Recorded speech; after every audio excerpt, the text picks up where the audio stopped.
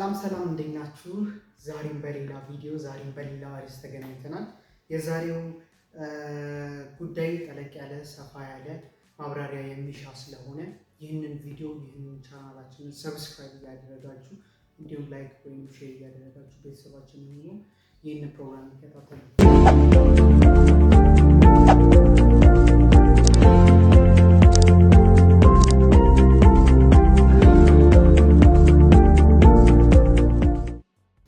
የዛሬው ርዕሰ ጉዳይ ወይንም የዛሬው አጀንዳችን የሚሆነው የሀገራዊ ምክክር ሂደቱ ምን ይመስላል ወይንም ደግሞ የሀገራዊ ምክክር ኮሚሽኑ ምን አይነት እምርታ ላይ ያለው፣ ምን አይነት ሂደትና ምን አይነት ለውጥ ላይ ነው ያለው የሚለውን የምንመለከት ይሆናል። ከዛ በፊት ግን የኢትዮጵያ የሀገራዊ ምክክር ኮሚሽን ለተለያዩ ለአራት ዓመታቶች በተለያዩ ውጣ ውረድ የዘለቀ ምክክርን ሲያደርግ የተለያዩ የኢትዮጵያ ክፍሎችን ሲያወያይ ሲያመካክር እንደነበረ ይታወሳል እና ቅርብ ጊዜ ወይንም ደግሞ ያለፈው ሳምንት ማለትም የኢትዮጵያ የመጨረሻው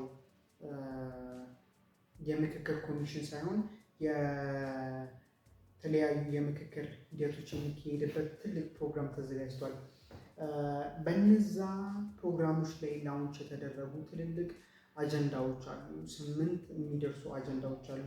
የመጀመሪያው የሀገር ግንባታ ሂደት ወይንም ደግሞ ኔሽን ቢልዲንግ የምንለው ነው። የኔሽን ቢልዲንግ የምንለው በጣም በጥልቀት የሚታይ በጥልቀት የሚመረመር በጥልቀት የሚዳሰስ አጀንዳም ጭምር ስለሆነ ማለት ነው። ሌላኛው የመንግስት አወቃቀር እና የመንግስት ቅርጽ ምን ይመስላል ወይንም ደግሞ የፖለቲካ ውክልና እንዲሁም የምርጫ ሂደቶች ወይንም ደግሞ የምርጫ ስርዓቶች የተመለከተ ሁለተኛው አጀንዳ ማለት ነው። እሱን ይይዛል። ሌላኛው የፌዴራል ከተማዎች ሁለቱ የፌዴራል ከተማዎች ላይ ትልቅ ርዕሰ ጉዳይ ተደርጎ የሚመከርበት ሰዓት ነው። ልክ አዲስ አበባ እና ድሬዳዋን የመሳሰሉ ከተሞች ላይ ትልቅ የምክክር ሂደት ይከናወናል። ሌላኛው የሃይማኖት ጉዳዮች ነው። የሃይማኖት ጉዳዮች ላይ ለሚቀጥሉት 25 ለሚቀጥሉት 50 ለሚቀጥሉት 100 ዓመታቶች የኢትዮጵያ የምትጓዝበት መስመር በሀገር ግንባታ ሂደት ኢትዮጵያ የምትጓዝበት መስመር በፌዴራሊዝም ወይንም ደግሞ በተለያዩ ርዕዮተ ዓለሞች ኢትዮጵያ የምትከተላቸው ነገሮች ላውንች የሚደረጉት በእነዚህ ትልቅ የአጀንዳ ማሰባሰብ እና የአጀንዳ ውቅሮችም ጭምር ስለሆነ፣ ሌላኛው የተቋማቶች ግንባታ፣ የህገ መንግስት የበላይነት፣ ሰብአዊ መብቶችን የመሳሰሉ ጉዳዮች ደግሞ በአጀንዳ 5 ላይ የሚገኙ ጉዳዮች ናቸው። ሌላኛው በስድስተኛው አጀንዳ ላይ የምንመለከተው የማህበራዊና ኢኮኖሚያዊ ጉዳዮችን በስፋት የሚዳስስ በስፋት የሚመለከት ነው። ሌላኛው ሙስናና መልካም አስተዳደር ይመለከታል። ሰባተኛው ስምንተኛው የሰላም ግንባታ ነው። ምናልባትም አንደኛውንና ሌሎኞቹን ስንመለከታቸው ሌሎቹ ለአንደኛው ተመጋጋቢ ናቸው ወይንም ደግሞ አንደኛው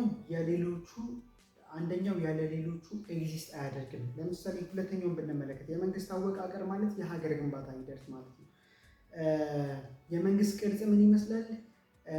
የመንግስት ርዕዮተ ዓለም ምን ይመስላል? የምርጫ ስርዓቱ ምን ይመስላል? የፖለቲካ ውክልና ምን ይመስላል? የሚባለው የሀገር ግንባታ ሂደትም ጭምር ስለሆነ፣ ሶስትን ብንመለከት የፌዴራል ከተሞች አዲስ አበባና ድሬዳዋ እንዲሁም የተለያዩ ከተሞች ላይ ምክር ሊመከር ይችላል። ይህ ማለት አንደኛውን የሚመግብ ወይንም ደግሞ የአንደኛውን ሀሳብ የሚያጸና ማለት አንደኛው ማለት ደግሞ የሀገር ግንባታ ሂደት ማለት ነው። ወይንም ደግሞ የሀገር ግንባታ ማለት አራተኛ የሃይማኖት ጉዳዮች ነው። ሃይማኖት እና ሀገር በፍጹም ልንለጥላቸው አንችልም።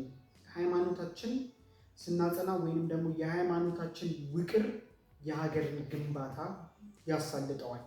ሌላኛው የተቋማት ግንባታ ሂደት እንደውም ብዙ ጊዜ አንድ መጽሐፍ ላይ እንዳነበብኩት ከሆነ የሀገር ግንባታ ሂደት በጠንካራ ተቋማቶች መሰረት ላይ የተጫነ ወይንም ደግሞ የተጣለ ነው። ወይንም ደግሞ የጠንካራ የሀገር መሰረት ግንባታ ሂደት የጠንካራ ተቋማቶች ባክቦን ነው የሚል አንድ ነገር ስላነበብኩኝ ነው። የጠንካራ የተቋማቶች ግንባታ የህግ የበላይነትና ሰብአዊ መብቶች የሀገር ግንባታን እንደገና ያሳልጡልናል። ሲቀጥል ማህበራዊና ኢኮኖሚያዊ ጉዳዮች፣ ኢኮኖሚና ፖለቲካ ልንነጥል አንችልም። ኢኮኖሚና ማህበራዊ ጉዳዮች ልንነጥል አንችልም። እነኚህ ሁለት ነገሮች ደግሞ ከሀገር ግንባታ ሂደት ጋር ይገናኛሉ። ሙስናና መልካም አስተዳደር እንዲሁ ከሀገር ግንባታ ጋር ይያያዛሉ። ሌላኛውና ዋነኛው ኢኮኖሚ፣ ሰላም እና የሀገር ግንባታ ሶስቱ መሰረት ነው። እነዚህ ትልቅ አጀንዳዎች ኢትዮጵያን ወደፊት የሚያራምዱ፣ ኢትዮጵያን ወደፊት ከፍ የሚያደርጉ እንደሰማነው ከሆነ የተለያዩ የ25 ዓመት የ30 ዓመት ፍኖተ ካርታዎች ሮድማፖች ይዘጋጃሉ። እነኚህ መሰረታቸው ምን ላይ ነው ከተባለ የሀገር ምክክር ኮሚሽን ወይንም ደግሞ የሀገር የመምከር ሂደት ውስጥ ነው። ኢትዮጵያ የዴሞክራሲያዊ ሂደቷ ወይንም ደግሞ የኢትዮጵያ የዴሞክራሲ ልምምድ ብንመለከት እጅጉኑ ለውጥ እያሳየ ያለበት ጊዜ ነው፣ ወይንም ደግሞ እጅጉኑ ማንሰራራት የሚታይበት ጊዜ ነው። ምናልባትም ልዩነቶቻችንን ወደ አንድ ማምጣት፣ ልዩነቶቻችንን ወደ ወንበር ማምጣት ይህ የዲሞክራሲያዊ ልምምድን ወይም ደግሞ የዲሞክራሲያዊ ስርዓትን የሚያሳይ ትልቅ እመርታ ነው። ምክንያቱም ብዙ ሀገራቶች፣ ብዙ የአፍሪካ ሀገራቶች ላይ፣ ብዙ የኤዥያ ሀገራቶች ላይ፣ ብዙ የካሪቢያን ሀገራቶች ላይ፣ ብዙ የላቲን አሜሪካ ሀገራቶች ላይ የማይስተዋል ግን አፍሪካ ውስጥ እየተደረገ ያለ ትልቅ ሩጫና ትልቅ ጉዞ። ምክንያቱም ይህ ጉዞ ነገ የሚፈጠረውን ትውልድ፣ ነገ የሚመጣውን ትውልድ ያሰበም ጭምር ሂደት ወይንም ደግሞ የምክክር ጉባኤም ጭምር ስለሆነ ነው። ኢትዮጵያ እንዴት ትመክራለች ወይንም ደግሞ ኢትዮጵያ እንዴት ልዩነቶቿን ወደ አንድ ታመጣለች ብለው በሆርን ኦፍ አፍሪካ ላይ እንዲሁም በኖርዘርን ፓርት ኦፍ ኢትዮጵያ ላይ ትልልቅ ግጭቶችን የሚፈጥሩ የሰላምን ሂደት የሚያደናቅፉ፣ የምክክር ሂደትን የሚያደናቅፉ፣ ህዝብ ከመሰልጠን ወደኋላ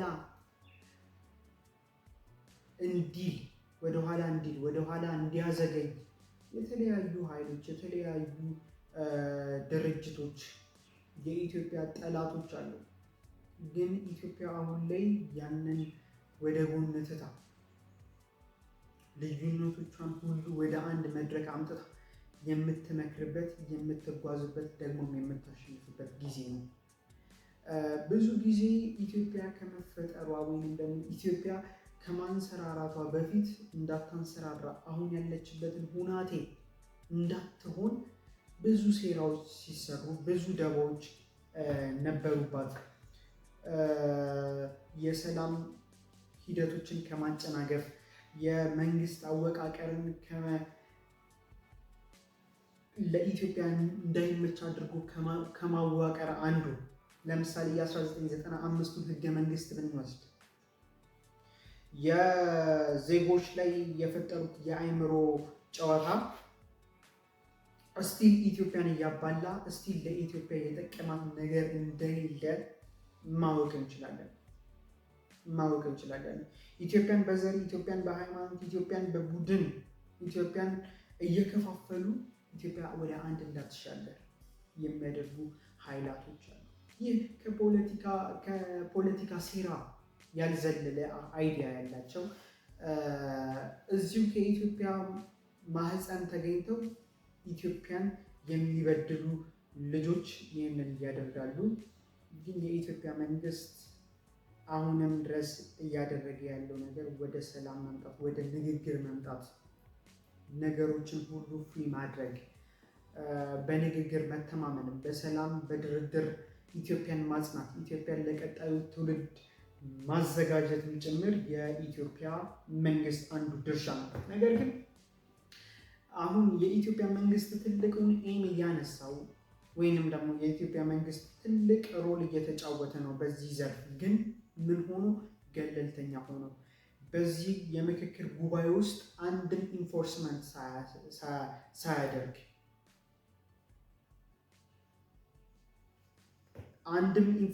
ሳያደርግ ማለት የፌዴራል ገቨርንመንት ለፖለቲካው ዓላማ ማሳኪያ ይሆን ዘንድ ብሎ ምንም አጀንዳ አልቀረጸም። አጀንዳ መቅረጽና አለመቅረጽ ብቻ ሳይሆን ሀሳቡን ስልጣኑን ሰስቴን ለማድረግ ይሁን የሆነ ለሱ የፖለቲካ ግብ ማዋያ ይህንን የፖለቲካ ጨዋታ አልተጫወተም፣ ወይም ደግሞ ይህንን የምክክር ኮሚሽንም አላዋቀረም። የኢትዮጵያ ህገ መንግስት መሻሻል አለበት። አዎ፣ የፖለቲካ ውቅሩ እንዲሻሻል፣ የፖለቲካ አደረጃጀቱ፣ የመንግስት መዋቅሩ እንዲሻሻል፣ ከመንግስት መዋቅር እና ከመንግስት አደረጃጀት በዘለለ ደግሞ የጠንካራ ተቋማቶች ግንባታ ሂደት የሚከናወነው አንደኛ በመንግስት አደረጃጀት፣ በመንግስት አወቃቀር ስርዓት ውስጥ ነው። የመንግስት አወቃቀር እና የጠንካራ የተቋማት ግንባታ ሂደት ሀገርን የሚገነባ የሀገር ግንባታን በሰፊው የሚይዝም ስለሆነ ኔሽን ቢልዲንግ ስለሆነ ከነኚህ ተግባራቶች መካከል አንደኛው የህግ የበላይነት እንዲኖር ማድረግ፣ ዜጎች ለህግ እንዲገዙ፣ ተቋማቶች ለህግ እንዲገዙ፣ ኢቨን ህግን የሚያስፈጽም ሀገር ለህግ እንዲገዛ ማድረግ ይህ ትልቅ ለውጥን የሚሻ ትልቅ ለውጥን የሚፈልግ ስር ነቀል ለውጥ የሚፈልግ ሂደት ስለሆነ ነው። ያ ሂደት የሚከናወነው በኢትዮጵያ ዜጎች የመምከር አቅምና የመምከር ሂደት ውስጥ ነው። ምን ማለት ነው? ከሰሜን፣ ከደቡብ፣ ከምስራቅና ምዕራብ የመጡ የኢትዮጵያውያን ክፍል በዘር፣ በጾታ፣ በማንነት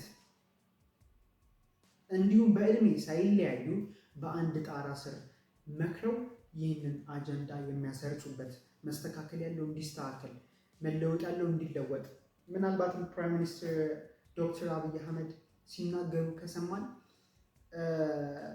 አሜሪካውያን በጣም የሚመኩበት በጣም ስቲል ለምዕተ ዓመታት የዘለቀ ኮንስቲትዩሽን አላቸው።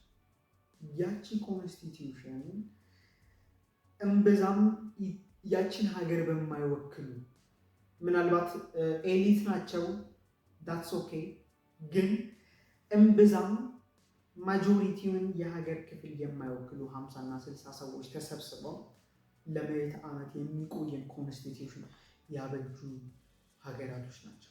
ለማደጋቸው ለመቀየራቸው ምክንያት አንደኛው ሩል ኦፍ ሎው ነው፣ ሁለተኛ ኮንስቲትዩሽን ነው።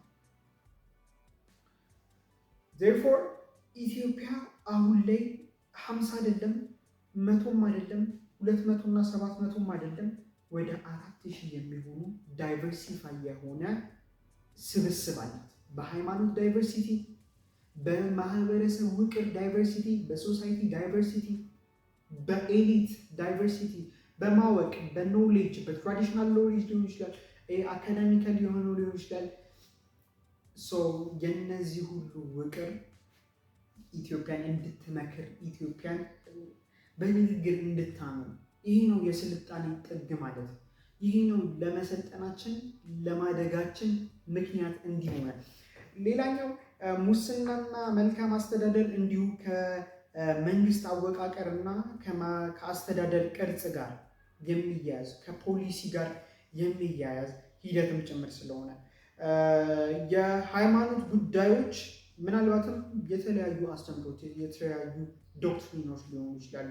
እነዛ ዶክትሪኖች ሃይማኖትና መንግስት አይጣጣሙም፣ አንድ ላይ አይሄዱም ይባላል። ነገር ግን ይህ ቶታሊ እኔ የማወግዘው ነገር ነው።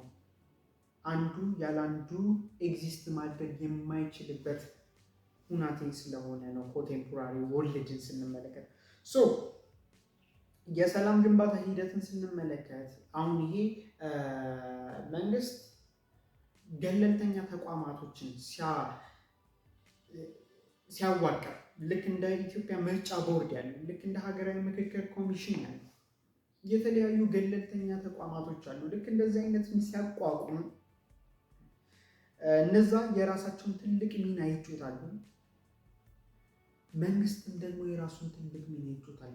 ከለውጡ ማግስት ወይንም ደግሞ ከለውጡ በኋላ ስንመለከት ስንዳስስ ልናየው የምንችለው እርቅን፣ ሪኮንሲሌሽንን እንመለከታለን፣ ፒስን እንመለከታለን፣ የተለያዩ አግሪመንቶችን እንመለከታለን። የቲፒኤልኤፍን አግሪመንት ብንመለከት ለምሳሌ እስከዛሬ ዓለም ላይ ብለን ማጋነንም ብንችል ዓለም ላይ ከተፈጠሩ አግሪመንቶች መካከል የፌዴራል ገቨርንመንት የተስማማው የፕሪቶሪያው ስምምነት ነው።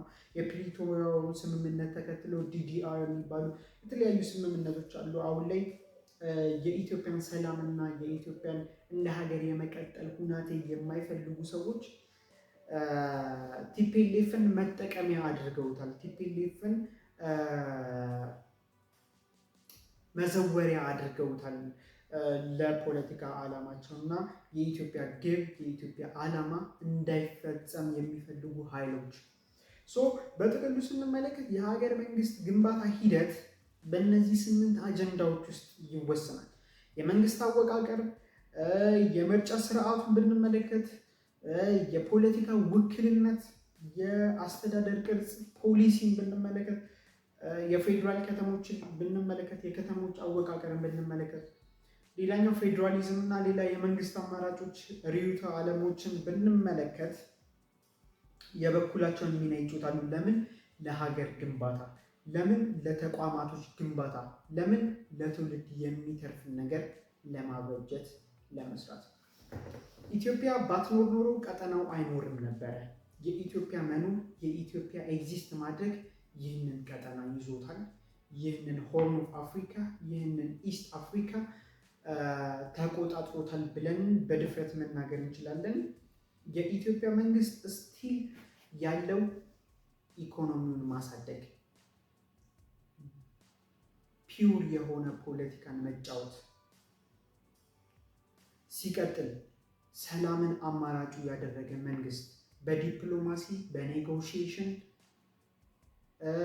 የውጭ ጉዳይ ፖሊሲዎቻችንን ብንመለከት እነኚህ ሁሉ የኢትዮጵያ ፌዴራል ገቨርንመንት ፖዚቲቪቲ ወይም አዎንታዊነት የተሞላቸው አጀንዳዎችን ጭምር ስለሆኑ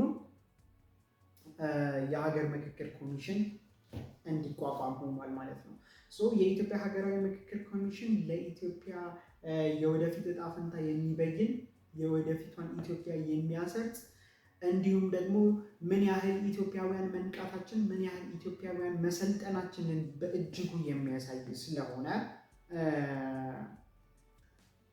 የኢትዮጵያ የሀገራዊ ምክክር ኮሚሽን ለብዙ አፍሪካ፣ ለብዙ ካሪቢያን፣ ለብዙ ማይነር ኤዥያ ሀገራቶች የሚጠቅም ምሳሌ የሚሆን ጭምር ነው። 20 ዓመት መወያየት ይሻላል 2 ዓመት ከመዋጋት። ብዙ ጊዜ ብዙ ሰዎችን ሳናገር የገጠመኝ ነገር ምንድን ነው?